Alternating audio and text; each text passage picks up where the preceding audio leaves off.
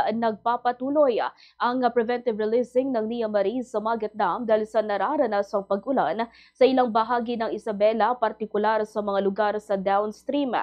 Sa panayam ng Bomba Radyo Kawayan kay Engineer Carlo Ablan, ang Division Manager ng Dam and Reservoir Division ng Nia Maris, sinabi niya na as of 4 p.m. kahapon ay umabot na sa 186.54 meters above sea level ang antas ng tubig sa dam na may inflow na 411 cubic meters per second at outflow na 490 cubic meters per second.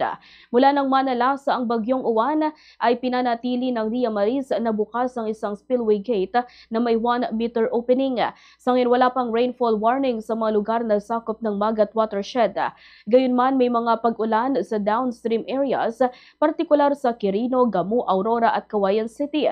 Binabantayan din nila ang mga rain gauges sa Quirino, Nueva Vizcaya at Ifugao upang mapag-aralan kung gaano kalaking tubig ang kinakailangang pakawalan.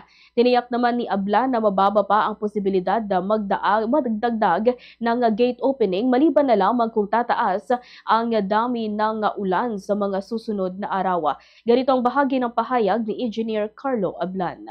Sa ating gate ngayon, for us, kasi nakikita naman natin na nitong mga nakaraang linggo, halos hindi sumilip ang araw. At yung pag-ulan nga na nararanasan natin, dito, dyan, lalo na downstream. At steady 1 meter tayo, 1 gate 1 meter, umabot nga ang Mountain Bridge noong 22 to 23 ng 9.2. So yun yung dahilan din kung bakit hindi tayo nagsasara.